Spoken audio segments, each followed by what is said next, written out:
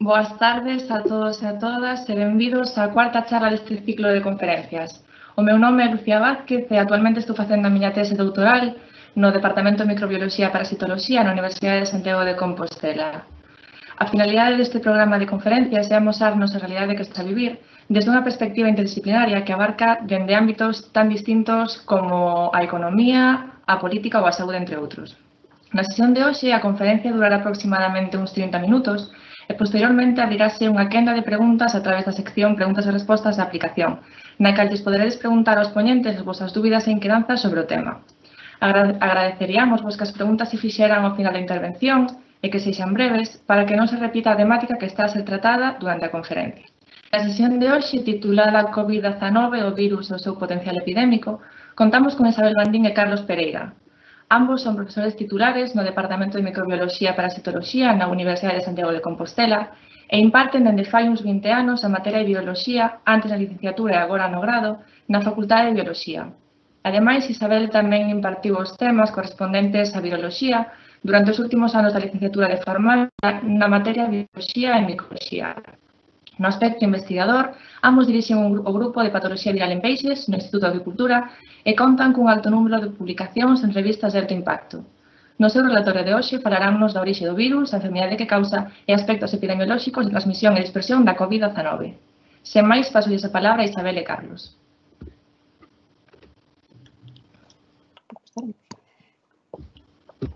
Hola, boas tardes. Neste ciclo de conferencias nos imos intentar explicarvos como é o axente patóxeno e como conseguiu dispersarse polo mundo tan rapidamente para causar a pandemia que estamos a vivir. En primeiro lugar, vou falar do virus, que probablemente é o tema un poquinho máis espiñoso, máis difícil de comprender, polo que vou intentar utilizar unha linguaxe máis sincera posible e non utilizar moitos termos científicos. Estruturamos a charla de xeito que imos seguir unha serie de preguntas que nos estiveron facendo os xornalistas de diferentes medios de comunicación ao longo desta cuarentena. Entón, eu vou comenzar falando de que son os coronavirus. Pois os coronavirus, aunque vou poñer un momento para marcar acá. Os coronavirus son unha familia moi grande de virus que teñen unhas características comuns. Unhas delas é que son virus envoltos. Que quere dicir que un virus é envolto? Pois que ten no seu exterior unha capa lipídica, que é a que se fala moito que se vai destruir cando utilizamos os diferentes desinfectantes. Os coronavirus son pleomórficos, quere dicir que poden adoptar diferentes formas, pero os que os infectan aos humanos son todos esféricos, como que vemos aquí.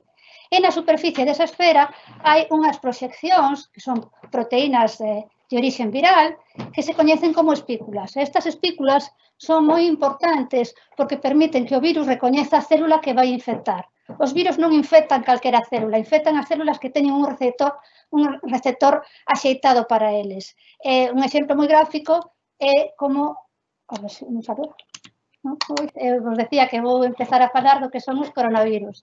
Que os coronavirus son os virus envoltos, o que mostraba antes, que non poden mostrar ben, que envoltos quere decir que teñen unha capa no exterior da partícula, que é unha capa lipídica, e que no caso dos virus humanos son esféricos, como estamos a ver na imaxe, e que teñen unhas proxeccións que son unhas proteínas, que son moi importantes porque decía que con elas recoñecen a célula que van infectar, e que é un mecanismo típico de como unha chave, unha pechadura, que sería isto que vemos aquí. Ademais, as espículas, o que lle fan é que lle confiren este aspecto que vemos no microscopio electrónico, que parece como o sol, a coroa que rodea o sol. Por eso o nome de coronavirus, por esta coroa que lle dá aspecto ás espículas e por eso o nome que ven do latín e todo o mundo lle chaman en inglés, en alemán, o que sexa, son coronavirus.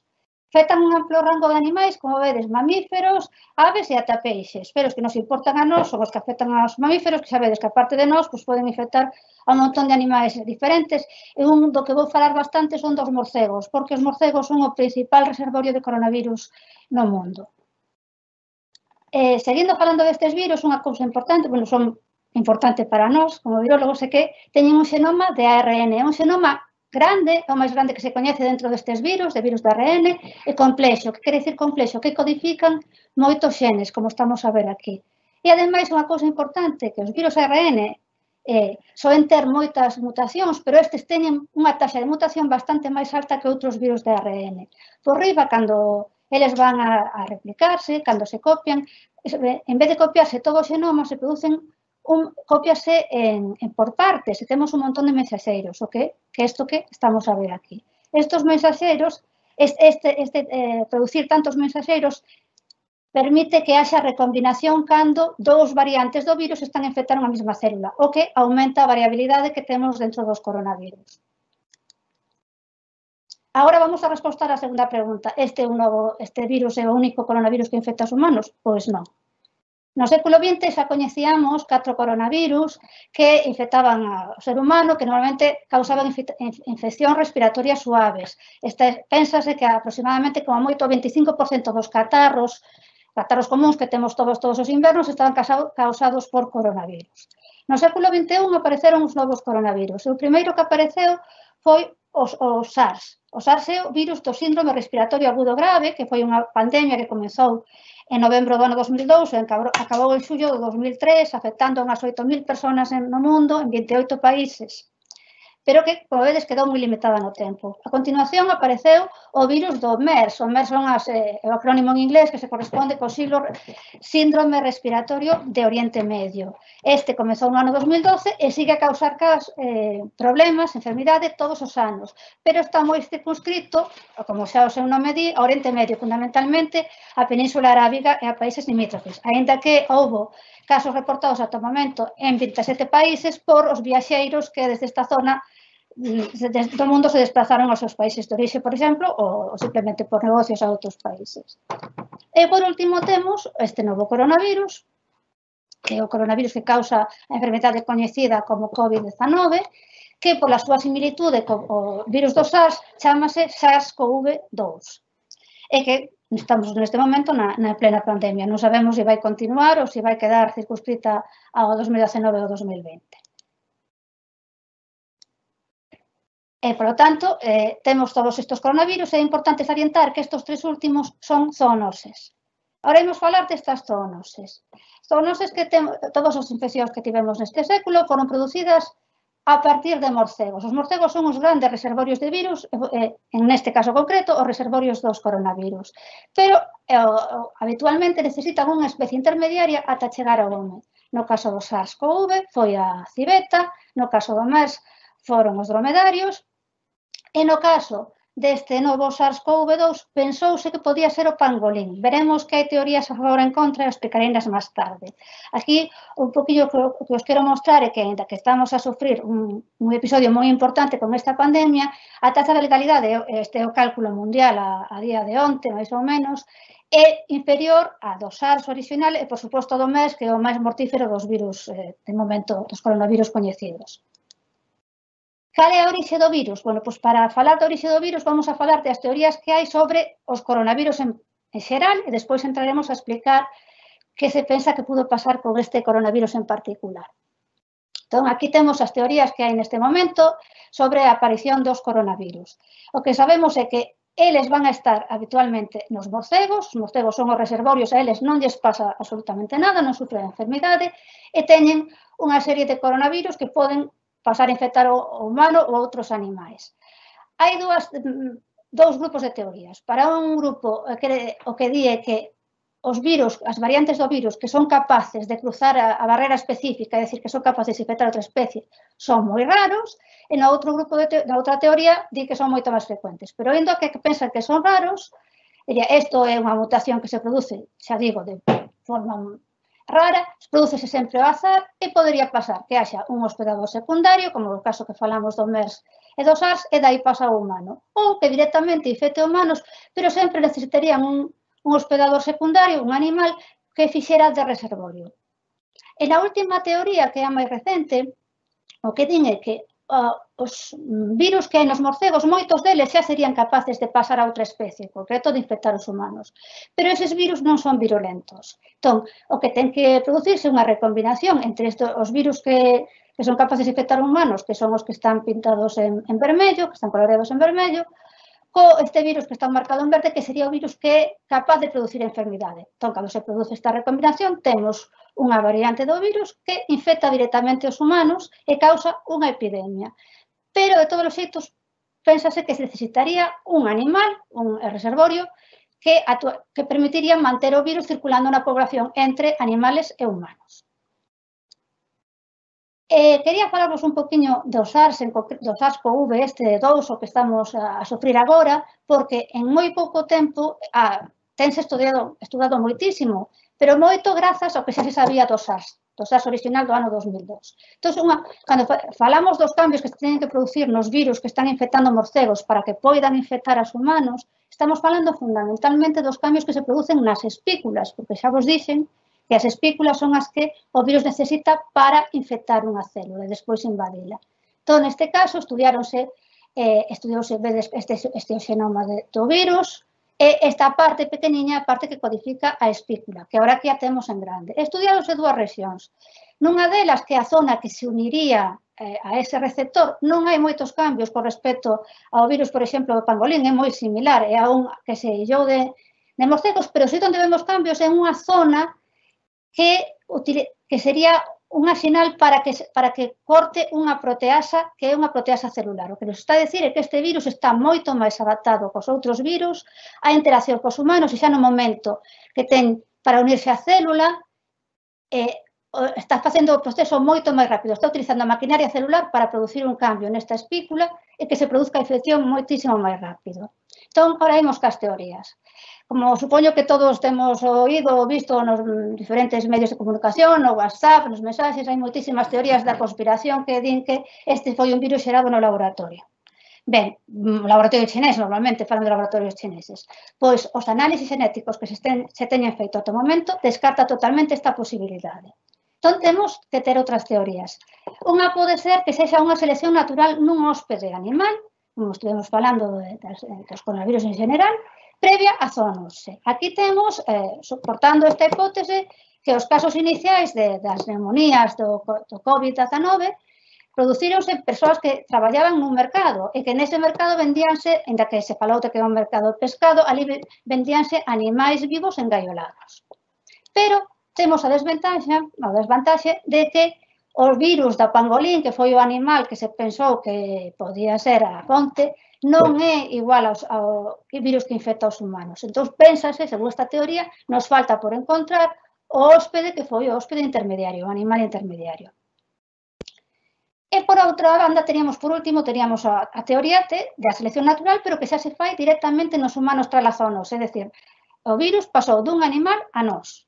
Neste caso, sí que podería ser o pangolín e non teríamos que buscar outro hóspede, porque a espícula do pangolín, se recordades o que vos amosei fai uns minutiños, era moi parecida á do SARS-CoV. O que se produciría aquí sería que houve unha transmisión inicial non detectada, os primeiros casos de humanos infectados non tiveron síntomas alarmantes ou non tiveron prácticamente síntomas, por tanto, as autoridades sanitarias non se deron de conta, e tamén o que esta teoría propón que probablemente houve varios eventos zoonóticos, é dicir, o virus pasou do pangolín varias veces aos humanos, aí se produciu unha recombinación durante ese período de tempo hasta que o virus foi capaz de causar enfermidade e, polo tanto, de ser detectado polo sistema de saúde. Esa sería a adaptación que necesitou. E agora, xa deixando un poquinho o virus atrás, imos falar de que cal é o problema, porque este virus, se non causara enfermidade, pois non sería un problema para nós e non estaríamos todos na casa. Entón, vou intentar explicar desde o punto de vista de virus como vai causar a enfermidade e despois tamén por que hai colectivos de risco e por que temos cadros leves e cadros críticos. Ben, o primeiro, que Carlos volverá a falar disto, é que este é un virus respiratorio, é dicir, entra polas mucosas dos nosos orificios nasal e da boca. Unha vez que está aí, vai pasar aos pulmóns. E dos pulmóns vai pasar, bueno, estas son teorías porque ainda non se demostrou todo, non hai estudos suficientes, é un virus recente, pénsase que a través da sangue, o que nos chamamos unha viremia, chegaría ao corazón, ao rilo aparello digestivo. Que teñen en común todos estes órganos, incluído as arterias? Que teñen o receptor que necesita o virus, que é unha proteína que temos nas nosas células, as células que recubren estes texidos, que é unha enzima conversora de angiotensina 2, que é o que se encarga de regular a presión arterial. Por lo tanto, aí temos parte dos colectivos de risco que temos, os hipertensos, as persoas que teñen unha enfermedade cardiovascular ou os que teñen unha enfermedade respiratoria. E agora imos falar un poquinho da enfermedade, das fases da enfermedade. Temos unha fase inicial que a estas alturas eu supoño que todos coñecemos os síntomas que causa, que son febre, tos seca, fatiga, diferentes dolores, e a enfermedade pode rematar aí, porque o sistema inmunitario é quen de conter o virus e non vai a ir máis aló. Se continúa, pasaríamos a unha fase que os médicos chaman a fase aguda, en que va a haber dificultades respiratorias serias, e febre alta e continuada, normalmente porque o virus está a producir unha neumonía que pode afectar a un ou aos dos pulmóns. E a enfermedade tamén pode parar aí porque o sistema inmunitario resolve o problema, tamén por axuda dos médicos, evidentemente, porque estas persoas, a maioría, estarían no hospital, pero pode seguir en pacientes, en un grupo de pacientes que sigue avanzando, que é esta fase crítica, no que se produce un síndrome de dificultade respiratoria aguda, que estas son as siglas en inglés, en la que a persoa ten moitos problemas para respirar, necesita ventilación asistida e se non ten axuda, pois probablemente hai un fallo cardíaco e a persoa morre. Entón, por que se está a producir isto? Bueno, pois na fase inicial o que se está sabendo, xa digo, son moitos datos, pero moitos teñense que confirmar nun futuro. Que se sabe que aquí hai unha resposta importante do organismo frente ao virus, vaise a intentar cortar a infección, e a medida que entramos na fase 2, a fase que se chama a fase pulmonar, esa resposta que pode controlar o virus vai disminuindo e empeza unha resposta inflamatoria que nas persoas que entran na fase crítica é moi exagerada, que é o que vemos nesta outra diapositiva aquí. Aquí o que vemos é o virus en sangue, que vai subindo cando estamos na fase aguda, cando os virus temos en sangue, despois iría baixando, pero, sin embargo, a resposta inflamatoria en esas persoas que entran no estado crítico cada vez é maior. Esta resposta é a que vai facer realmente o dano ao pulmón, é o que vemos aquí. Os pacientes críticos, o que se produce é que hai un retraso na chegada das células que teñen que defender o noso organismo, os monocitos, os macrófagos, pero cando chegan, montan unha resposta inflamatoria moi exagerada para o que é necesario. Realmente o que está facendo dano ao pulmón, en eses casos, xa digo, deste porcentaxe de pacientes que consideramos críticos, é que esa resposta inflamatoria exagerada, o que se chama normalmente unha tormenta de citoquinas, é a que vai a facer o dano ao pulmón. E o último que xa vi un par de artigos, o que falan é que isto pode ser un factor xenético, é dicir, non depende tanto do virus, sino do sistema inmunitario do hóspede. E, sen máis, vou a deixar a miña presentación e vai a falar Carlos do modo de dispersión do virus e como chegamos á pandemia. A mí me ha tocado la parte menos árida, quizás, de esta charla. Al igual que Isabel, la he organizado en base a las preguntas más frecuentes que hemos ido recibiendo desde el principio de este episodio pandémico. Lo que yo voy a hablar es sobre cómo es la transmisión y la dispersión de este virus, que es lo que puede explicar cómo es este virus deficiente en cuanto a su epidemiología. Entonces, el primer... ¿Qué es aquí? No pasa... Porque no vimos la presentación. Ahora, vale. Ahora sí. Bien, entonces el primer punto que vamos a tratar es de dónde salió este virus, que ya lo ha tratado Isabel, pero yo lo voy a tratar de una forma ligeramente distinta para entender lo que viene a continuación. Este virus, como dijo Isabel, es casi seguro que ha venido de otros animales. ¿Qué es lo que ocurre? Que esos animales nos están infectando a nosotros con virus. Los animales en la naturaleza sabemos que son portadores de una gran cantidad de virus, se calcula de miles de virus que pueden existir en la naturaleza y que todavía no conocemos. ¿Por qué estos virus están ahí y no están provocando no están provocando afección a los animales? Porque llevan miles de años adaptándose a ellos. Para un virus lo más inteligente es no matar al hospedador, y esto es a lo que tiende la evolución en la relación entre el virus y el hospedador. Cuando ese virus encuentra otro animal, cuando ese virus salta de una especie a otra, es cuando se puede producir ese problema. Y esto es lo que está ocurriendo en este momento. No es el primer caso de un virus que salta de especie. El salto de especie más frecuente es entre especies muy próximas. El ébola, por ejemplo, que saltó de alguna especie de monos al hombre. Ese es un salto bastante normal. En este caso, el salto ha sido bastante raro, por qué salta de una especie completamente alejada del hombre. Entonces, bueno, las teorías que planteó Isabel, yo a poco más, por lo que he estado leyendo, a poco más por el tiempo en el que el virus se puede estar adaptando al hombre cuando ya ha infectado a una población, y durante ese tiempo probablemente los síntomas sean muy leves y no se diferencien de un catarro, y en cambio con el tiempo ese virus se está adaptando a provocar una enfermedad en el hospedador. ¿Qué es lo que nos espera a nosotros, a la población mundial? Adaptarnos a ese virus. Entonces vamos a ver, en primer lugar, cómo se transmite el virus. Vamos a ir yendo paso a paso.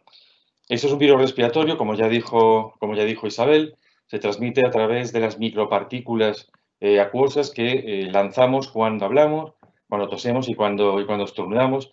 Y esas partículas van cargadas de virus. Si estamos infectados, si somos portadores del virus, estamos lanzando millones de partículas virales que van a caer sobre cualquier objeto cotidiano con el que estemos cercanos y también sobre alimentos, con lo cual estamos contaminando esos objetos y los alimentos con una gran cantidad de virus, con una alta carga viral. Por eso, la costumbre durante cientos de años ha sido el taparnos la cara para evitar la dispersión indiscriminada de virus. Esto está bien, reduce el riesgo de dispersión, pero lo que estamos haciendo es provocando la contaminación indirecta a través de las manos que acabamos de contaminar con nuestros virus. Podemos contaminar objetos, exactamente igual que antes, con mucha menos carga viral y, por lo tanto, con menos riesgo de transmisión, pero sigue habiendo un cierto riesgo de transmisión. El problema está en que si estamos contaminando objetos y por poco que contaminemos las manos de otra persona, el echarnos luego las manos a la cara, que es un acto bastante frecuente, está provocando o está facilitando al virus una vía de entrada. No solo es a través de la respiración, es también a través de las mucosas o de las zonas, en el ojo, en la nariz, etcétera, en el que la piel es más fina y en donde el virus puede penetrar bastante fácilmente, no solo por inhalación. Eso tiene una implicación después, como veremos. Por eso la costumbre que se está adquiriendo desde hace unos pocos años es la de utilizar la cara interna del codo, que es una forma de dejar libres las manos para no contaminarlas. Pero algo que estamos aprendiendo en la actualidad es que es importantísima la higiene, el lavarse las manos frecuentemente. Veremos cómo influye esto a nivel epidemiológico, el lavarse las manos frecuentemente con agua y jabón, simplemente porque, como dijo Isabel ya, el jabón, por lo menos lo introdujo antes, el jabón tiene un efecto sobre la envuelta lipídica del virus, con lo cual lo inactiva. El uso de guantes, por supuesto, en una situación como la que estamos en este momento, es también fundamental, y el uso de la mascarilla. En el caso de aquellos que están más en contacto directo con portadores, por supuesto, el uso de la máscara, las gafas, está claro por qué es, para evitar o reducir el riesgo de introducir a través de la cara el virus. Una pregunta frecuente que nos han hecho frecuentemente, y es lógico, es entendible esta pregunta, es si el manipular alimentos contaminados es un riesgo de infección. En realidad, yo siempre lo he respondido exactamente igual. El riesgo está en que si alguien es portador, manipule alimentos porque los está contaminando. Por eso es importantísimo que quien esté manipulando alimentos tenga que seguir unas normas de higiene incluso más extremas, sobre todo si esos alimentos son para la venta a otras personas. Y la siguiente parte de la pregunta, no, el virus no se transmite por los alimentos, con lo cual no hay riesgo de transmisión por ingerir alimentos que hubieran estado en algún momento contaminados. Bueno, la siguiente pregunta quizás sea una parte bastante interesante. ¿Cómo ha sido este proceso epidémico? Yo creo que ya los conocemos todos. Estos datos son de hace una semana, pero bueno, el caso es la evolución, que es lo que realmente nos interesa. ¿Dónde empezó y cómo empezó? También lo sabemos todos. Empezó en China, realmente en toda la zona asiática, pero China fue donde hubo el brote más drástico. Comenzó a principios, mediados de enero, y hubo un pico bastante claro a mediados de febrero, pero para un país tan grande como este, los 80.000 casos en total que hubo, pues no eran especialmente alarmantes. De hecho, la OMS no hablaba de pandemia en ese momento, sino solo de epidemia. ¿Qué ocurrió durante estas 2 semanas, una semana y media, 2 semanas, entre que ya se estaba eliminando el problema en China y empezaba en los países occidentales, en Europa y en otros países? ¿Qué ocurrió? Que la información transmitida por la oficina de la OMS en China no fue veraz y, por lo tanto, no se creyó que el problema fuese a ser una pandemia como está siendo en este momento. De hecho, la OMS tiene en este momento, le está lloviendo bastante encima y tiene en este momento un problema serio porque no sabe qué hacer con la oficina asiática, porque sabe que esa información nunca va a mejorar. Se calcula que al menos hay como 20 veces más casos, o ha habido como 20 veces más casos en China en los momentos, es decir, en todo el periodo que hubo la epidemia en China. Como se ve, justo después de esas 2 semanas, el comienzo del brote epidémico en el resto del mundo fue rapidísimo, mucho más rápido que lo que tenemos en la curva en China. ¿Qué ocurrió durante ese tiempo? Yo creo que en la siguiente diapositiva, sí, en la siguiente imagen, se produjo un proceso de transmisión que llamamos transmisión exponencial, de tal forma que no solo se distribuyó dentro de la población rápidamente, se distribuyó a otras poblaciones próximas, pasó a poblaciones más alejadas y, debido a la enorme movilidad que hay de personas entre los países, se transmitió rápidamente a otros países. Este virus se sabe ahora que tiene una tasa de transmisión de 1 a 3, al menos 1 a 3, es decir, que cada persona infectada es capaz de infectar a 3 personas, esto es una media, a 3 personas que no están infectadas, que en comparación con la tasa de la gripe es elevadísima. En el caso de la gripe es de 1,5, con lo cual vemos esa gran eficacia de transmisión que tiene este virus. Entonces vamos a volver otra vez a otra forma de expresar las epidemias en epidemiología, que es simplemente con una curva en el tiempo. Esto es el dato de China, esto es lo que ocurrió en esas 2 semanas, lo que suponemos que ocurrió en esas 2 semanas, y qué es lo que ocurrió justo después de esas 2 semanas. Justo después de 2 semanas se obtuvo un pico epidémico prácticamente en el mismo momento en bastantes países occidentales, prácticamente con una diferencia de unos pocos días. Esto es bastante sospechoso. Es decir, todo el efecto que produjo este brote en los países asiáticos se transmitió rápidamente a los países occidentales. De hecho, hay un estudio, no voy a entrar mucho en este estudio porque a lo mejor es un poco difícil de entender, pero es un estudio de un grupo italiano que demostró que primero entró en Italia desde los países asiáticos y luego les vino otra vez desde los países europeos infectados a Italia. Esto probablemente haya ocurrido en todos los países. Es decir, hubo una segunda infección y por eso se ven, bueno, no lo tengo aquí, por eso se ven en bastantes casos 2 picos consecutivos. Este es el caso español. En el caso español he seleccionado este dato porque es interesante y realmente puede ayudar también a entender qué es lo que pasó en España, no solo cómo entró la epidemia, sino cómo evolucionó. En este caso utilizamos el dato de la tasa reproductiva o la tasa infectiva o lo que es el número de personas sanas que son infectadas por cada enfermo. Como vemos, ¿cómo se llama, Elisa? ¿Es esto? Sí. Aquí está. Vale. Como vemos en la primera gráfica, que es el dato general en España, este pico que está a esta altura, que corresponde a un 7 aproximadamente, implica que al comienzo de la epidemia en España, cuando se empezó a comprobar que era una epidemia, el número era de 7 infectados, de cada paciente infectaba a 7 personas sanas. Esto, además, coincide solo con el dato de Canarias, es decir, que se sospecha que entró, por algún motivo, entró primero en Canarias.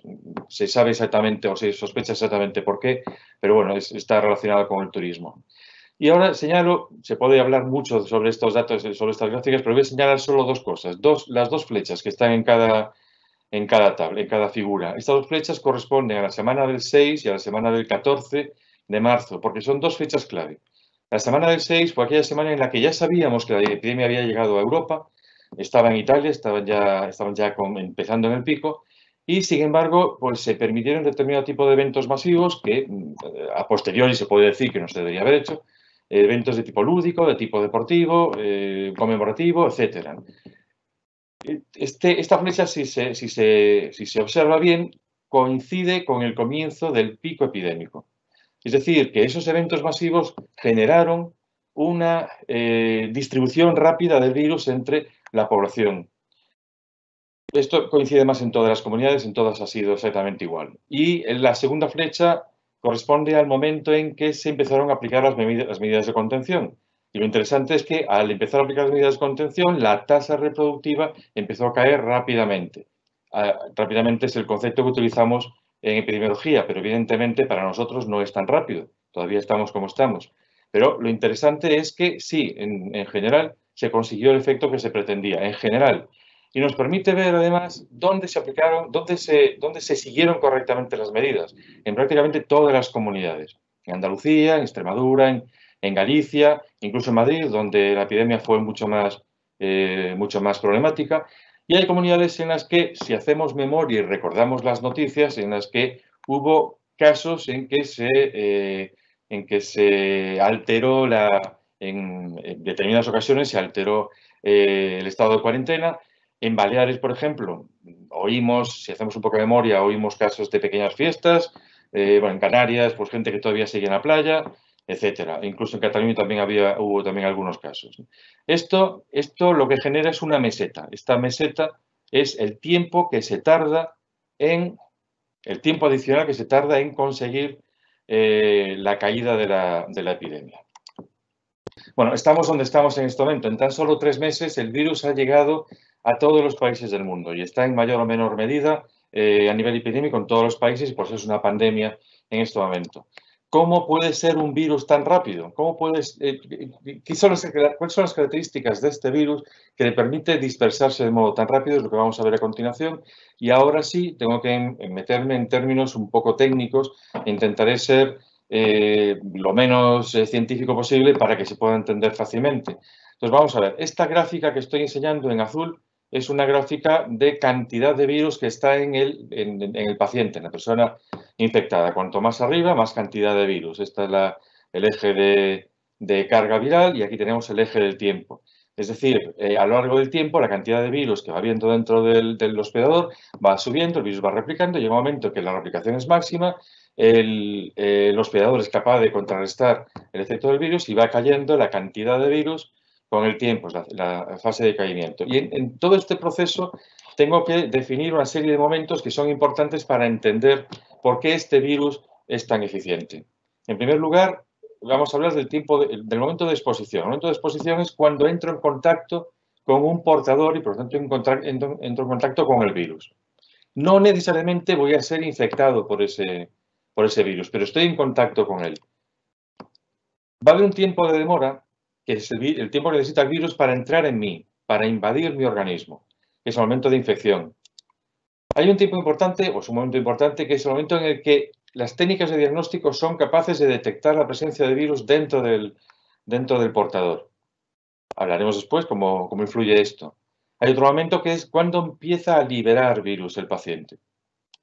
Y por último, cuando se empiezan a detectar los síntomas. La combinación de todos estos momentos son los que hacen que un virus sea más o menos eficiente en su dispersión y, por lo tanto, que haya más riesgo de epidemia. Los vamos a tratar por separado, intentaré ser breve. En primer lugar, la primera fase de entrada o de invasión, que es la que nos da, bueno, esto es cómo entra el virus, esto no sé por qué está así. Vamos a poner 2 ejemplos de 2 virus distintos. Ahora no voy a decir cuáles son, los voy a decir después. Un ejemplo de un virus que entra rápidamente, que es capaz de invadir rápidamente el organismo una vez que ha entrado en contacto con él. Y otro que en cambio es más lento, tarda más tiempo. Uno tarda menos de 1 hora y el otro tarda pues alrededor de 3 horas. ¿Qué ocurre con las medidas de higiene? Si yo no me lavo las manos más que cada hora, por poner un ejemplo fácil, en el caso de la derecha, he dado tiempo a eliminar el virus porque me estoy lavando las manos antes de que el virus sea capaz de entrar en mi organismo. Lo he tenido en las manos, pero no ha sido capaz de entrar en mi organismo. Si lo mismo hago en el caso de de la izquierda, lo que ocurre es que el virus ha tenido tiempo de entrar antes de que lo elimine con el lavado de manos. El caso de la derecha es el COVID, es el SARS, es el CoV-1, y el caso de la izquierda es el virus de la gripe y es también el COVID-19, el SARS-CoV-2.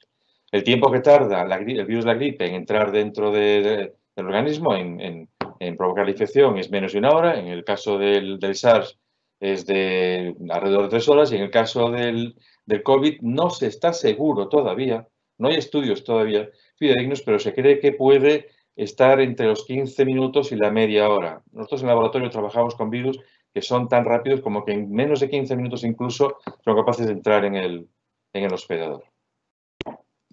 El segundo tiempo es el de liberación. Esto es importante porque en un caso puede ocurrir que el virus tarde mucho en liberarse. A partir del momento en que el virus se libera, ese paciente está dispersando virus. Y la otra opción, el de la derecha, es que el virus sea muy rápido en la liberación, con lo cual el paciente libera más tiempo ese virus, es por lo tanto de más riesgo. El de la izquierda es el SARS, el de la derecha es el COVID. El COVID es un virus que se empieza a liberar muy rápidamente, en tan solo pues 1 o 2 horas después de la infección, en los casos más extremos, por supuesto, claro. Otro tiempo importante es el de la sintomatología. Si yo soy capaz de ver que una persona tiene síntomas, podemos aplicar medidas de aislamiento para reducir el riesgo de la dispersión. En el caso del SARS, tarda unos 10 días en verse los síntomas, con lo cual la dispersión es realmente bastante extensa. En el caso del COVID, está en 4 o 5 días aproximadamente. Si ahora metéis aquí el siguiente dato, esto lo iba a complicar bastante, entonces lo voy a separar en otra, bueno, aquí también está el virus de la gripe, lo voy a separar en otra imagen. En este caso es solo con el diagnóstico y vamos a asumir que el virus empieza a dispersar con la infección. Si tengo 2 métodos de diagnóstico distintos, un método de diagnóstico que es poco sensible va a necesitar que la evolución de la infección se va a necesitar más tiempo, con lo cual pues, se va a dispersar más el virus antes de que pueda ser diagnosticado el paciente. Y en el caso de un diagnóstico que sea más rápido, en cambio, se reduce mucho ese tiempo de dispersión. Y aquí tenemos en la izquierda la técnica de ELISA, a la derecha la técnica de PCR, que son las 2 técnicas que se están utilizando en este momento. La técnica de ELISA es la que más se está utilizando porque es más económica, además está siendo muy rápida, con los kits miniaturizados es de unos 20 minutos. La PCR es más cara y es un poco más lenta, se tarda unos 4 a 6 horas. Y además hay otra técnica de ELISA, yo esto lo estoy clarificando para que se entienda cuando nos lo comunican en las noticias. Hay otra técnica de ELISA que en lugar de detectar el virus, que es para lo que se utiliza el ELISA en diagnóstico, lo que detecta son anticuerpos, y esta ELISA es la que se va a utilizar en estos test masivos que van a hacer ahora para entender la epidemia, y luego se utiliza a posteriori para entender o para saber fidedignamente cuántos han sido infectados en la población pero que no han desarrollado síntomas, que se especula que en torno del 50-60% de la población probablemente haya pasado la infección una vez acabada la epidemia. Y ya estoy acabando. La pregunta que nos hacen frecuentemente, ¿pudimos haber controlado antes la epidemia? Pues sí, si hago de profeta de lo que ya ha ocurrido, por supuesto que puedo decir que sí. Claro, ahora que sabemos cuáles fueron las causas por las cuales esto se dispersó tan rápidamente y por qué no se aplicaron medidas antes. Pero esto, por supuesto, lo que nos importa en realidad es, ¿podremos controlarlo en un futuro? Pues depende. Depende de si en realidad hemos aprendido qué es lo que hay que hacer para reducir el riesgo de dispersión y para reducir el efecto. Creo que ahora as conclusiones. Pues, como conclusións, o que quero recordar que todo o mundo lembre, que levamos 3 pandemias por coronavirus no que vai de século, é dicir, estes virus viñeron para quedarse, van a seguir, se non son estes, serán outros novos, son todas zoonoses, por tanto, é moi importante o control dos animais silvestres nos mercados, menos mercados que se dan moito nos países asiáticos, sobre todo en China, pois, teñen que controlar moito máis eso, pero non só controlar os mercados, sino o control das poboacións silvestres, porque os animais da natureza son unha fonte importantísima de virus que poden causar enfermidades en humanos. E para iso hai un proxecto, que é o proxecto Viroma Global, que o que pretende é descubrir cantos virus están aí agardando para chegar ao home, pero que necesita cartos. E que nestes momentos os únicos países medianamente interesados son, curiosamente, os por os que empezan estas epidemias, que son os países asiáticos. De feito, onde hai publicacións dentro do proxecto Viroma Global son autores chineses e autores tailandeses. E sería moi importante que o resto do mundo se implicara neste tipo de proxectos. Y bueno, muchas gracias por su atención. Espero que no hayamos sido demasiado aburridos. Y creo que es el turno de Lucía. No, ya no es todo de preguntas. ¿Turno de preguntas? Sí, ¿Todavía? no, turno de preguntas. Y entonces ahora hay que sacar esto de aquí, ¿no? Sí. ¿Por qué as análisis xenéticas rexeitan que o virus saíse dun laboratorio? Eso es cosa tuya. Ah, vale, porque o que se compararon foi os virus que se coñecen, que é certo que se estaba traballando, que se está a traballar, e se traballou desde o momento que apareceu o SARS, se empezaron a facer virus no laboratorio parecidos ao SARS. Pero ningunha secuencia publicada de virus que existan, que se traballan no laboratorio, se parece, ten tantos cambios como que hai neste virus, porque eu falei vos dos cambios que hai na espícula, pero ten cambios ao longo do xenoma. Eso, ningún laboratorio iba a facer todos esos cambios que non teñen sentido, non teñen utilidade para facer un virus virulento. Entón, se alonxa completamente de que poidese salir do laboratorio. É demasiado distinto aos virus que se utilizaron ou que se están publicados nos laboratorios. Non pode ser. La siguiente es una pregunta muy interesante de Óscar. Dada a alta tasa de mutación dos coronavirus e a súa recombinación durante a infección da célula, cando a vacuna estea validada dentro dun ano, vai seguir sendo efectiva? Esta podemos responder las dos, pero venga, es de vacunas, o sea que... Vamos a ver. Sí, el virus tiene una tasa de mutación muy alta y tiene una capacidad de adaptación al hospedador altísima también. Pero pensad en el virus de la gripe, por ejemplo, que también es un virus con una tasa de mutación muy alta. Podemos predecir qué es lo que va a aparecer el siguiente año y podemos diseñar una vacuna para entonces. El conocimiento que tenemos con el virus de la gripe es muy superior al que tenemos con el coronavirus. Pero se está trabajando muchísimo con el coronavirus y se está estudiando también qué es lo que puede pasar si el virus está evolucionando. Entonces se está diseñando una vacuna para este momento y se está pensando qué es lo que puede ocurrir para el próximo año. Por supuesto, se está trabajando mucho en ese aspecto. ¿Algo más? Sí, no, creo que sí. Este es anónimo. Hola, gustaría saber en qué consisten esos análisis genéticos que se hicieron para confirmar que a primeira teoría non é posible. Refírome á teoría de que os virus é la misma que la primera. Creo que sí está medio respondida. Penso que sí, está medio respondida. O sea que podemos pasar al siguiente. Juan Antonio, ¿por qué la mortalidad por COVID de Alemania es aparentemente menor que en España? Esa sí que es una pregunta realmente difícil. La mortalidad en este momento es más baja, sí. Aquí hay que analizar realmente muchas cosas y es muy complicado. El tipo de organización social de las poblaciones, la densidad de población. Yo hice este estudio para ver si podía haber una relación entre no tanto la mortalidad, sino el número de casos por densidad de población. Y la verdad que no encontré una relación con la densidad de población. En este caso es mortalidad lo que está hablando fundamentalmente. No, eso sí que tiene que ser alguien hospitalario el que lo pueda responder. Yo aquí no tengo capacidad para poder decirlo. Vamos con Óscar, muy clarificadora la charla. ¿Qué requisitos legales necesitaría la OSCE para poder investigar con el virus bien entero o bien con partes del mismo? En caso de poder investigar con el virus desde la OSCE, ¿qué conocimientos debe aportar la OSCE con los medios técnicos y humanos de los que dispone actualmente? Sí, eso sí que lo puedo responder yo. De hecho, nosotros vamos a empezar a trabajar con coronavirus, pero no con el COVID.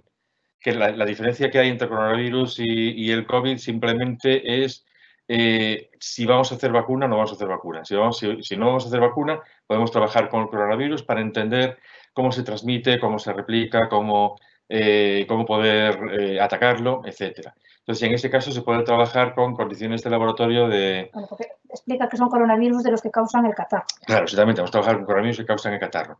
Entonces, podemos trabajar con laboratorios de un nivel P2, que es un nivel de seguridad, que es el que tenemos en nuestro centro de trabajo. En aquellos casos en que tengan que trabajar con el COVID-19, lo aconsejado es trabajar con un nivel P3. Son laboratorios de más alta seguridad. Si en la USC se va a trabajar con este virus, quien lo haga debería realmente tener un laboratorio de este nivel de seguridad, que los hay en la USC. ¿Qué conocimientos puede aportar la USC con medios técnicos y humanos? Muchos. Hay muchos equipos que podemos aportar. No somos solo un equipo de virólogos en la USC, solo somos 2 profesores de virología, pero hay bastantes virólogos trabajando en la USC, con lo cual se puede aportar mucha información y muchos resultados interesantes. La siguiente, Dani, ¿sabe de ser normal que esta familia de virus también afecte al sistema nervioso? Porque é curioso algúns síntomas de falta de olfato e gusto que presentan algúns pacientes. Isto sí que é cosa doida. Sí que hai, non hai moitos artigos sobre o tema, pero sí que hai xa incluso que poderían causar unha pequena encefalite, o sea que sí afectan o sistema nervioso. Non se sabe exactamente por qué, porque os artigos que hai son clínicos, non investigan o motivo, non están traballando directamente co virus, están describindo síntomas, pero sí que xa se dirá algún caso na epidemia do SARS tamén, que había afección do sistema nervioso. Pero o problema aquí con estes virus é que se lle empezou a dar importancia no momento do SARS, despois, como esa epidemia foi moi curta no tempo, deixáronse, en todos os avances que se fixeran, deixamos que se recortaron bastantes cartos, porque non tiña sentido, por exemplo, fabricar unha vacuna, investigar moito como o virus causaba os síntomas, como progresaba, porque non había xa o problema de saúde. Entón, seguiron traballando algúns grupos, pero moitos número pequeno de grupos, digamos, cando chegou o MERS, parecía que iba a haber máis inversión, máis investimento outra vez, pero como o MERS é moi limitado tamén nas zonas, pois os únicos grupos que realmente están a traballar son algún grupo americano e despois grupos chineses, porque a eles sí que les afectaba, o sea, se pensaron que podía aparecer. Entón, agora, pois haberase moito máis e probablemente sí que se chega a entender cal é o mecanismo polo que o virus chega ao sistema nervioso central e causa estes síntomas. Neste momento non se sabe. Ahora una pregunta de Santiago. ¿Cómo se podría explicar la diferente tasa de mortalidad entre países? ¿Podríamos estar ante 2 cepas diferentes del virus? Es decir, no podemos explicar la diferente tasa de mortalidad entre los países, nosotros por lo menos. Si es cierto que bastante aceptado que cuando se empiezan a tener los datos fiables es cuando pasa la pandemia, no durante la pandemia. Es decir, que tenemos que esperar a poder tener datos, a que acabe la pandemia para poder tener datos más fiables. ¿Y podríamos estar ante 2 cepas diferentes del virus? Podríamos estar ante más cepas diferentes del virus. Mientras el virus no se adapta a la población mundial, pueden estar circulando multitud de cepas distintas, de las cuales se van a ir seleccionando aquellas que menos efecto drástico tenga sobre la población, porque lo que dije al principio, en mi parte de la charla, lo que le interesa al virus no es matar al hospedador, es todo lo contrario, es poder estar en él permanentemente. Y de vez en cuando puede haber un episodio, pero que sea un episodio más leve. Entonces, muy probablemente, no en una, sino en 2, o a lo mejor en 3 oleadas, que son lo que se llaman las oleadas epidémicas, que van bajando de intensidad, ¿no? En 3 oleadas, en 2 o 3 oleadas, se consiga una selección de cepas y ya no haya circulando multitud de cepas, como vimos en esta gráfica que mostré, sino unas poquitas cepas circulando. Y nos quedemos, pues como estamos con la gripe, con 4, 5, 6 cepas distintas de distinto nivel de virulencia. Pero esto es especulación, porque estamos todavía en pañales con este virus. Outra que es anónima, poderíamos considerar que se o número de contagiados é cercano á porcentaxe indicada dun 60, habería unha inmunidade colectiva. Claro, hombre, un 60%, llamarle todavía colectivo, todavía no me atrevo. Y lo mismo que dije en los casos, en la respuesta anterior, estamos todavía en pañales con este virus, todavía necesitamos mucha información, porque a lo mejor el 60% han desarrollado inmunidad contra cepas distintas, con lo cual no podemos aventurar todavía qué es lo que va a ocurrir. Sí es bueno que haya un mayor porcentaje de infectados en la población, porque eso reduce la intensidad de la siguiente oleada, pero bueno, tenemos que esperar a ver qué más vamos descubriendo. Antón, ¿Es determinante la carga viral a la que se expone el individuo para la severidad de los síntomas? Sí, vamos a ver, yo tuve que eliminar una diapositiva esta mañana porque si no me extendía demasiado y en donde explicaba justamente eso. Vamos a ver, si en el momento de la exposición estamos en contacto con una gran cantidad, con una alta carga viral y esa alta carga viral nos entra dentro del organismo, lo que está entrando dentro del organismo es una alta carga viral, que si lo comparamos con una pequeña carga viral, pues se puede entender que más virus están replicando, más pronto se produce el pico de producción viral, menos tiempo le damos al organismo a responder contra esa invasión y por lo tanto es mayor el efecto y la sintomatología además aparece también antes, la dispersión también aparece antes. Carla, cuando una persona ya ha superado la enfermedad, ¿es posible que el virus quede latente en el organismo? Como por ejemplo el virus de la varicela. Esta pregunta sí que es interesante. Luego también digo yo algo. Sí, vale. As teorías que había hace moi poucos anos decían que os virus que podían quedar latentes eran virus de ADN, porque se integran no xenoma do hóspede. Que está a pasar? Bueno, pois que nos últimos anos, e algúns a mis alumnos de viroloxía falamos na clase, hai exemplos de virus de ARN que son virus latentes, por exemplo, o sarampelo. O sarampelo en casos moi concretos, ainda non se sabe... Persistentes. Bueno, persistentes e máis que latentes, pero unha infección persistente, de xeito que xente que padeceu o sarampelo cando eran moi pequeniños, antes de 2 anos de idade, acaban sufrindo unha encefalite causada polo sarampelo, polo virus do sarampelo, 20 anos despois. Entón, ese virus persistiu, estive aí todo o tempo. Non se coñecen os mecanismos, porque xa decimos que nos falamos de virus latentes, son os virus ADN que son capaces de integrar o seu xenoma no xenoma da célula. Entón, neste caso, pode que sexa persistente? Pois non o sabemos, eso o saberemos no futuro, pero podería ser. Hai uns anos diría que non, totalmente imposible, pero ahora xa non. Sí, de hecho esto, hay tres tipos hay tres conceptos que se confunden bastante con la latencia, y es la propia latencia, lo que estaba explicando Isabel, la cronicidad, que es típico de herpes virus, por ejemplo, y la persistencia. El término de persistencia lo que hace referencia es a que el organismo ha conseguido bloquear al virus. En ocasiones ese virus se elimina completamente, pero en otras ocasiones el virus permanece dentro del organismo y está en una carga viral tan baja que el sistema inmune no lo reconoce. Y por lo tanto el virus puede permanecer en ese organismo y en episodios de estrés, como siempre cuando no se sabe si dice estrés, en episodios de estrés, ese virus puede empezar a replicar más y empezar a ser un portador que elimina virus. Si este virus va a ser así, no lo sabemos. En este momento no se sabe. Pero hay fuentes por ahí que dicen que los coronavirus del catarro podrían funcionar así. Es decir, que el catarro lo tendríamos permanentemente y solo en determinadas ocasiones es cuando el virus saldría a flote, digamos, y se replicaría y se produciría el catarro. ¿Este virus funciona así? No lo sabemos. Hay que esperar para conocerlo. Será Carla, ¿no? Andrea. ¿Cómo pode afectar a chegada do verán ao virus? Pode disminuir a súa presencia como ocorre con outros virus respiratorios? Eso sí que nos lo han preguntado un montón de veces. Vamos a ver. Es evidente que este virus es capaz de producir la enfermedad independientemente de la temperatura. Si vemos, cuidado con lo que estoy diciendo, luego voy a explicarme. Si vemos el mapa epidemiológico que puse antes, está todo el mundo. Está todo el mundo en 3 meses. Por lo tanto, todo tipo de temperaturas son las que este virus puede producir enfermedad.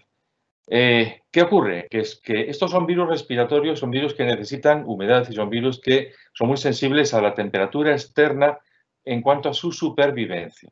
Es decir, que lo que se va a ver afectado, muy afectado, es la transmisión del virus cuando las condiciones externas sean de más temperatura y sobre todo de sol. Porque eso es lo que va a hacer que el virus se transmita mucho peor. Si se transmite mucho peor, el proceso epidémico se anula. Eso no quiere decir que no pueda producir la enfermedad. ¿Tenemos catarros en primavera? Tenemos. En verano también. Gripe ya es mucho más raro. Pero es exactamente lo mismo. No es que el virus no pueda. Sí puede, pero su transmisión se ve muy afectada. Óscar. Cuando el virus se deshidrata sobre un medio sin humedad, puede volver a hidratarse y ser infectivo. El virus necesita humedad para poder ser estable. En sequedad el virus se inactiva rápidamente. Por lo menos virus con los que trabajamos nosotros, y los virus con envueltos son mucho más delicados que los virus que no tienen envuelta lipídica. Y aún así los virus sin envuelta lipídica también se ven inactivados cuando están en sequedad. Daos cuenta que es una molécula enorme, muy compleja, con muchos tipos distintos de moléculas, pero es una molécula y por lo tanto se inactiva cuando las condiciones no son adecuadas. ¿Cómo le afecta el pH? Es la segunda parte de la pregunta de Óscar. Son virus con envuelta lipídica y son virus que la acidez les afecta bastante, tanto en su estabilidad como en su infectividad. Otro que es anónimo. Os doentes inmunodeprimidos con células B baixas poderían facer menos resposta inflamatoria e, por tanto, enfermidade máis leve? No, pero o problema aí o temos con que, vamos a ver, a enfermidade, a maior parte da xente vai respostar na primeira parte. É certo que vese que hai un problema cos células B, sí, que parece que están decrecendo nos recontos en todos os pacientes, pero no principio ten que haber unha resposta forte. Unha persona inmunodeprimida non vai ter a resposta forte. Que se chega ao momento non entraría en crítico, pois non o sei, ao mellor sí que non hai esa tormenta de citoquinas, eso non o podo saber, pero en principio unha persona inmunodeprimida non vai poder conter o virus na primeira fase como está sucedendo no 80% da xente, que ainda os que teñen síntomas, ese 80% realmente non teñen uns síntomas serios, uns síntomas que falamos de tipo gripal máis ou menos duros, con máis ou menos fortes, pero que o virus se resolve. Se esa persona está inmunodeprimida, probablemente sí que vaya a pasar de esa fase, con cual sí que estaríamos entrando por lo menos la fase, si no crítica, sí aguda. La siguiente es una pregunta muy interesante, que además que pongo yo en examen para dar lugar a mucha discusión. A ver, ¿cómo es posible que la mutación que ha permitido el aumento de la capacidad de propagación y de efectividad del virus se mantenga tras tantos pases de un individuo a otro cuando, siendo un virus de RNA, sufre altas tasas de mutación que deberían frenarlo? Una pregunta muy buena, ¿eh? Sí, Una pregunta muy buena y que se da para mucha literatura realmente. Vamos a ver, es un equilibrio entre el hospedador y el virus. Y no voy a meter el tercer factor, que es el entorno, que también es parte del equilibrio. El equilibrio se rompe y es cuando el virus produce enfermedad. Si el equilibrio se mantiene, el virus no produce enfermedad. Si estamos pensando en los millones de personas que han podido ser infectados, podemos entender que cada uno puede funcionar de una forma distinta, y además en entornos distintos. En unos puede ocurrir que el virus no produzca enfermedad, lo que se está seleccionando en la replicación del virus dentro del hospedador es la variante menos peligrosa. En cambio, en otros puede ser que el virus se desarrolle o que la variante del virus que se desarrolle sea la más peligrosa. ¿Por qué? Es una cuestión del hospedador, fundamentalmente del hospedador. Las variantes pueden estar todas ellas. ¿Cuál de ellas se selecciona? Pues vuelvo a decir lo mismo. Nos falta mucho por conocer de este virus todavía para poder entender qué es lo que rompe el equilibrio. Yo llevo trabajando como 30 años con un virus. Aún no sabemos qué es lo que rompe el equilibrio. Así que esto puede dar una idea de lo difícil que es poder decir exactamente por qué no se selecciona una cepa u otra cuando está replicando el virus dentro del hospedador. Siguiente. Bueno, esto tengo que leerlo entero. Muchas gracias por la conferencia. Son Luis González, de Ourense, con evolución da pandemia en Galicia. Evolución da pandemia en Galicia, que datos especiales do estudio de... Esperados, que datos esperados. Esperades do estudo de seroprevalencia que se está empezando a facer porque a impresión é que vai dar unha taxa moi baixa de positivos. Yo espero, sinceramente, no sé lo que puede ocurrir, pero espero que dé una tasa alta, porque eso querría decir que mucha parte de la población está protegida. ¿Qué es lo que va a salir? Yo no lo podemos predecir, evidentemente, pero yo espero, sinceramente, que dé, no sé, pues un 50% para arriba. Esta es una pregunta anónima. Gracias por la charla. Poner sobre la mesa ¿una qué? Seropositividad. Supongo que sea seropositividad, Seropositividad, ¿no? sí, entiendo, sí. Activa por sueros hiperinmunes, ¿se podría barajar? Hombre, se está haciendo. Sí, Se está haciendo. Claro, esta siempre es una estrategia que se sigue ya como a la desesperada. cuando no se tiene nada para poder controlar un proceso epidémico, pero hay estrategias que son más utilizadas y son más valoradas en virología. Se está trabajando muchísimo en vacuna porque es realmente lo que interesa, desarrollar vacunas que tengan mucha efectividad. Utilizar solo los hiperinmunes, si os acordáis también en las epidemias del ébola, es lo que se utiliza porque no se tiene otra cosa que utilizar, pero son estrategias, bueno, en biología se consideran estrategias con poca efectividad, vamos, aunque siempre se oyen casos de resultados positivos. Pregunta de Shaquín Antón, boa tarde. Resiste o virus a conservación, en concreto en alimentos? Yo te puedo decir que tenemos como 15 congeladores en nuestro instituto en donde conservamos virus durante décadas. Así que creo que con eso te respondo la pregunta. Ahora una pregunta anónima. Cal pode ser a causa de que os máis pequenos apenas mostren síntomas? Interesante. Uf, pues te lo dejo para ti entonces. Es que no sé exactamente. Vamos a ver qué contestar. Realmente es que no se sabe en esta vez y se está estudiando. Sí, de hecho están haciendo aquí un estudio importante, parece que en un hospital van a estudiar claro, eso. En otros virus, pues sí se sabe, pero en este no se tiene, no se tiene conocimiento. ¿No?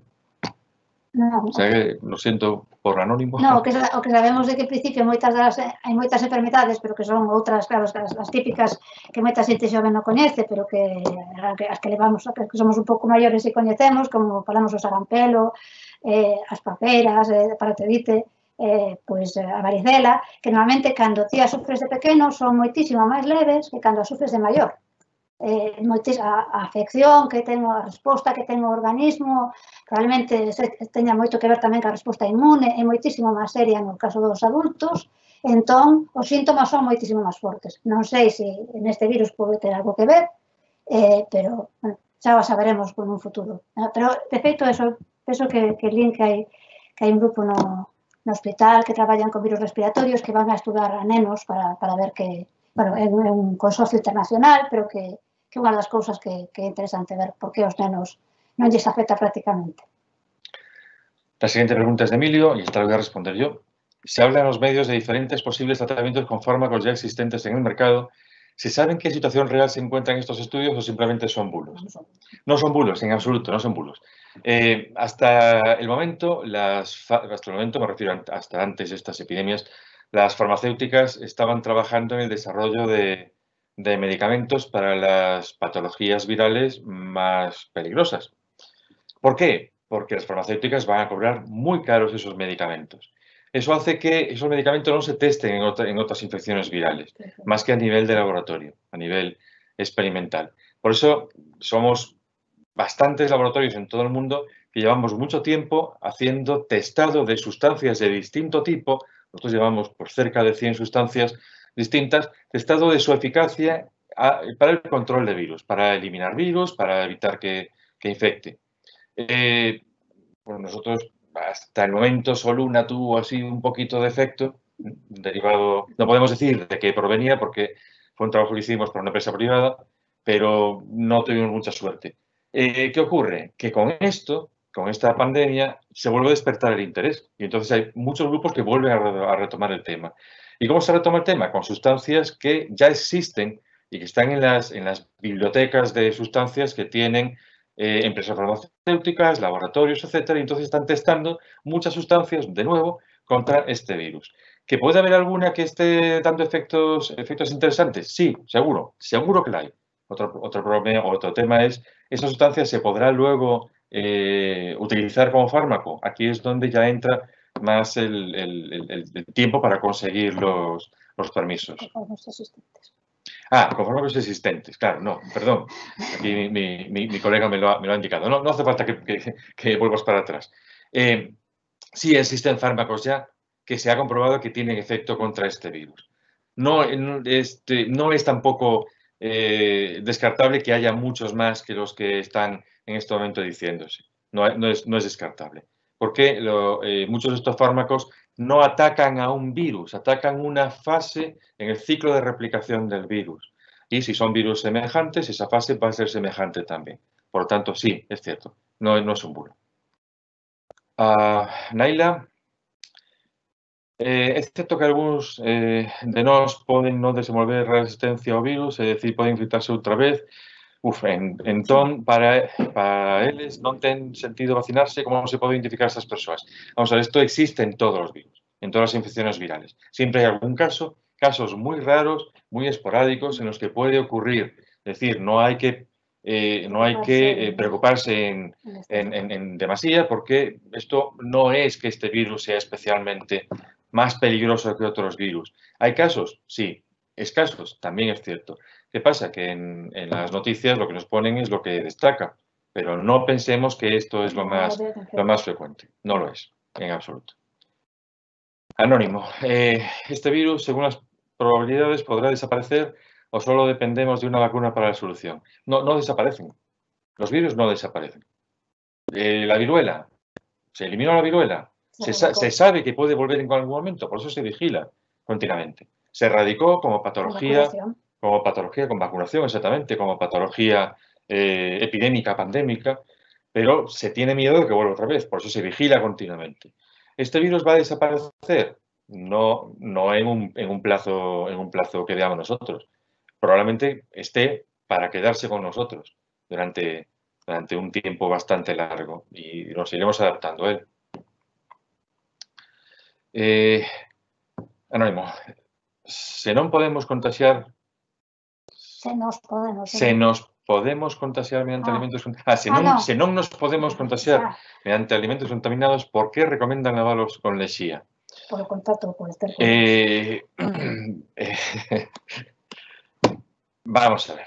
Si tú tienes la más mínima sospecha de que eres portador del virus, lo mejor es que si manipulas los alimentos los trates con lejía. Creo que es una parte por cada 10.000 o algo así, ¿no? Algo así, ¿no? Si tú dudas que el alimento que has comprado pueda haber sido manipulado higiénicamente, para quedarte más tranquilo, hazlo también. Pero en realidad no es un riesgo el que el ingerir alimento implique la transmisión del virus. El riesgo está en que tú toques un alimento contaminado, con alto nivel de contaminación, y te lleves la mano a la cara, por ejemplo, lo que dije en parte de la presentación, y entonces te estás infectando con el alimento. Pero es una vía de transmisión improbable. Manuel, ¿qué posibilidad hay que los datos de China sobre los infectados y muertos sean verídicos? Poucas. Yo creo que ya lo dije, ¿no? Sí, penso que bastante poucas. Sí, a nivel de la OMS, a nivel de los expertos en epidemiología, se cree que si se multiplicase por 20 los datos que transmitieron ellos, pues sería más verídico. Claro que esto la OMS no se lo puede decir directamente a su oficina de China, pero bueno. Ana, según he entendido en una de las gráficas, la acción del sistema inmune se reduce durante la fase aguda y más en la fase crítica. ¿Esto tiene incidencia en la inmunidad de la persona una vez recuperada? Non o sei, pero non debería. No somos médicos, no somos inmunólogos. Non somos inmunólogos. Non, é unha cousa que non podo... Es un hándicap que tenemos nosotros como virólogos, porque tenemos colegas virólogos que además son inmunólogos en otras partes de España, pero aquí nosotros somos virólogos puros. Entonces no podemos responder, lo siento. Óscar, ¿se ha solicitado colaboración con nuestros laboratorios por parte de la Xunta de Galicia? Sí. De hecho, nos pidieron un listado de laboratorios que pudieran hacer los diagnósticos. Y de hecho, nosotros ofrecimos nuestras instalaciones para poder hacer los diagnósticos. Como el nivel de incidencia aquí en Galicia no llegó a ser tan alto, pues nosotros también dijimos las condiciones de seguridad que teníamos. Entonces, no hicimos falta todavía. Pero sí, ofrecimos nuestros laboratorios para hacer diagnóstico, y hay otros departamentos que ofrecieron también para hacer ensayos clínicos, y se están haciendo ensayos clínicos en este momento para el Sergas. Eduardo, ¿a qué se debe que afecte más a unas personas que a otras al margen de cuestiones patológicas previas? Creo que esto lo respondí ya antes, que se trata de un equilibrio entre la persona y el virus, entre el hospedador el virus, y que conocer todos los parámetros fisiológicos de una persona es complicado. ¿A qué se debe? Es el estado fisiológico de la persona, incluso la predisposición genética, como dijo también Isabel antes, y lo que dije yo, es un equilibrio entre tres partes. El entorno, si es un entorno de estrés, la probabilidad de que la afección sea más grave también es más alta. Es bastante complejo la interacción entre los tres parámetros. Miguel, ¿creéis que la situación actual ayudará a disminuir los movimientos antivacunas? En caso de que persistan, si se consigue una vacuna eficaz, ¿es factible que se puedan llegar a ese tipo de medidas en los próximos años? Bueno, pois vou responder eu, porque sempre falo nas miñas clases do tema das vacinas, porque falamos de viroloxía clínica. Eu espero que sí, que disminúa o movimento antivacunas, pero antivacinas, pero chamou a atención porque fai pouco nun noticiero na tele falando, poñían non podo decir quen era porque non recordo, pero un famosillo, chamaríalle eu, que él decía que él non se iba a deixar vacunar. E non se iba a deixar vacunar, e dixo, bueno, pois eu pensei para mí, pero para ti, porque no momento que teñamos vacina, eu, desde logo, querría ser que vacinen. Pero espero pero ainda hai xente que pensa que as vacinas son unha cousa que ten moitos compostos químicos, que non é certo, e que, ademais, que o natural é que soframos as enfermedades, e o natural é que morra moita xente, como lle digo eu, porque, bueno, en clases tivemos algunhas veces discusións deste tipo. Entón, eu, en principio, penso que sí, que isto debería axudar a erradicar, polo menos, a loitar contra o movimento antivacinas. La siguiente es anónima. ¿Es posible, es esta, ¿no? Correcto, la anónima, sí. ¿Es posible un próximo repunte de casos al comienzo del proceso de desescalada? Vamos a ver, yo no quiero ser cenizo. ¿Es posible un repunte? Sí, es posible, claro que es posible, sí. Incluso probable. Incluso probable. ¿Cuál va a ser el nivel de repunte? Pues no lo sé, no lo sabemos. Si la desescalada se hace paulatina y lenta, ese repunte será no significativo y entonces pues no me da miedo. Lo que me da miedo es que nos tomemos la desescalada como como una barra libre, ¿no? Y entonces empecemos a pensar que ya estamos fuera de epidemia. Eso es lo que realmente me preocupa. Y me preocupa también que independientemente del partido político que esté, que a nivel político se quiera abrir la mano para reducir los problemas sociales y económicos que está provocando la epidemia. Si se abre la mano demasiado, podemos entonces tener un repunte drástico y eso sí que es preocupante, porque una segunda oleada puede ser más difícil de controlar, no porque el virus sea más incontrolable, sino porque hay que volver otra vez a la cuarentena absoluta como la tuvimos. Con lo cual, la apertura tiene que ser moi paulatina, moi lenta. Outra anónima, últimamente falase moito da presencia de anticorpos no suero sanguíneo e da inmunidade. Realmente, a presencia de anticorpos implica estar inmunizado? Ou unha persoa con anticorpos pode ser susceptible a ser infectada de novo, sexa pola perda destes ou outros motivos? A presencia de anticorpos non quere decir, temos que ver, se distingue entre unha presencia de anticorpo e anticorpo que realmente confira protección. Entón, evidentemente, só ter anticorpos non quere decir que esa persoa sexa inmune frente ao virus. O que hai que ver é o nivel de anticorpos que confiren inmunidade. Entón, sí estaría protegido. E o que pode ser infectada de novo, ya antes tamén lo respondimos. Sí, hai casos, pero eso ten máis que ver ca xenética da persona que co proceso normal de infección do virus. La siguiente pregunta de Alicia, eso lo vas a responder tú, me temo, yo sé que yo no lo sé. ¿Se están empleando vacunas frente al MERS en Oriente Medio? Y en caso positivo, ¿se sabe su eficacia? O último que lín, que non quere dicir que non haxa cousas máis recentes, porque claro, ahora enfoquei estes días moitísimo en ler todo o que había desta COVID-19, que moitísimos, centos de artigos que fui mirando máis ou menos por riba para ver cal podía interesarme. Entón, o último que lera eu, que podo falarte de finais do ano pasado, era que había unha vacuna para dromedarios, porque en persoas que non lles estaba intentaran para persoas e non era fácil de conseguir. Entón, o que estaban a intentar era se vacunamos os dromedarios, que son os que de intermediario, e o virus non vai chegar aos humanos, porque ademais é un caso moi curioso que non se transmite moi ben entre humanos. Entón, todos os casos que se ha visto, as cadeas de transmisión, que se chaman así de personas, normalmente son persoas moi relacionadas con unha persoa que a súa vez tuvo contacto con un dromedario. Entón, aí, por eso, se atacamos, entre comillas, os dromedarios, os protexemos, pois deberíamos previr as infeccións en humanos. Entón, que hai vacuna para dromedarios, e que ni siquiera sei se está a nivel comercial, que estaba testada e que funcionaba así. E o todo que sei. La siguiente pregunta me ha pillado. Me ha pillado porque tengo que reconocer que no busqué esta información, pero la buscaré, la buscaré. Si por alguna razón el virus aún no ingresa al organismo por las mucosas, sino que permanece en las manos, ¿cuánto tiempo dura ahí si es que la persona no se lava las manos? Buena pregunta. Sí, porque... Supongo que habrá estudios, porque hay estudios de todo tipo, Sí. evidentemente, ¿no? Entonces, supongo que habrá estudios para saber esto, el tiempo que puede permanecer el virus en la mano, pero sinceramente no lo sé. No se podría saber no lo hasta sé. un día. Pero lo buscaremos por curiosidad. Sí. Seila, ¿cómo creéis que debería hacerse el proceso de desescalada? Si me pedís mi opinión personal en este momento, no debería empezar ahora, todavía. Es mi opinión personal. Yo no tengo hijos en edad pequeña, en edad escolar, los míos son grandecitos ya y entonces pues no son controlables más o menos. Yo entiendo que los que tienen hijos pequeños pues sí que necesitan airearse, pero yo creo que no es todavía el momento, que hay que esperar una semana más todavía. ¿Cómo tiene que ser la desescalada? Las desescaladas son siempre siguiendo criterios sociales y económicos, fundamentalmente. Para un epidemiólogo, la desescalada siempre se debería retrasar un mes.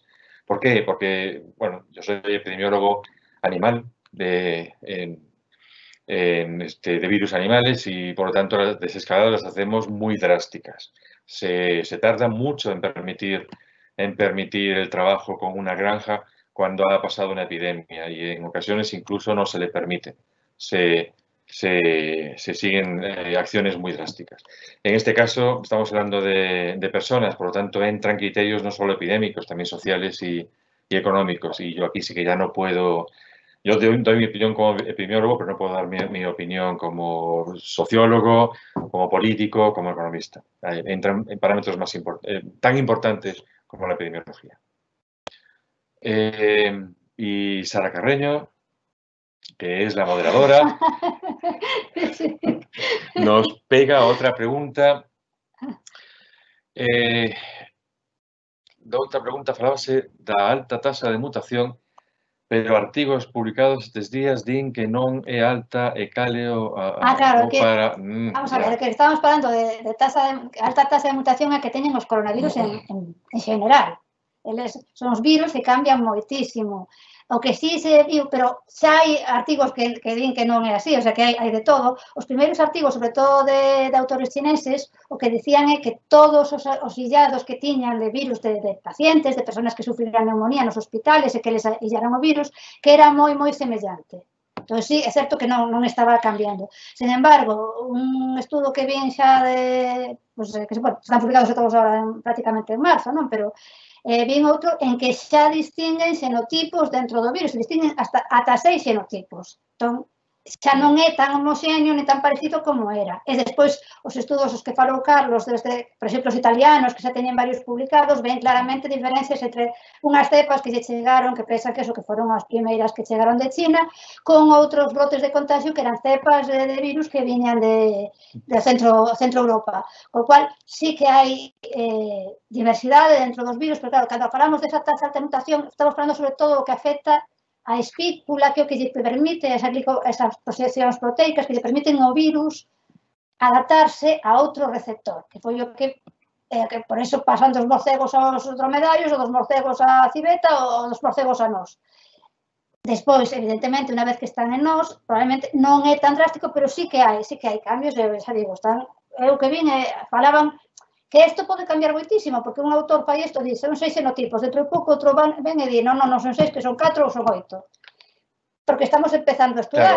Claro, non hai tantas secuencias tampouco para... Daros cuenta que en el tiempo que llevamos de esta epidemia han salido cientos de publicaciones ya. Sí, sí. Una publicación generalmente nos lleva un año Sí. entre que se hace, y estoy tirando por lo bajo, entre que se hace el trabajo y luego pues publicar a veces, sí. en fin. Sí, de feito, hai algunhas y que sin embargo, exactamente, hay que tener mucho cuidado con estas publicaciones, algunas de ellas las leemos con mucho cuidado y con mucha prevención, además. Entonces, hay que dejar asentar todo este proceso que está ocurriendo en este momento para poder empezar ya a entender realmente este virus. Y creo que no hay más preguntas, con lo cual, muchas gracias a todos. Espero que haya sido interesante. Sí, a ver, Antes de nada, agradecer a Carlos do Pazo e Isabel Bandín a súa conferencia, moi interesante e moitas grazas tamén por facela accesible para toda a xente que non estamos normalmente no mundo da viroloxía. Queremos agradecer tamén a nosa audiencia. Hoxe tivemos a 289 persoas conectadas. Moitísimas gracias polo voso interese neste ciclo de conferencias. A semana que ven retomamos as xornadas os martes e os xoves. O martes 28 de abril teremos a César García Novoa, do Departamento de Dereito Público Especial da Empresa, co relatorio titulado Medidas fiscais fronte á crise do coronavirus. Sen máis que engadir, moitas grazas e vémonos a semana que ven.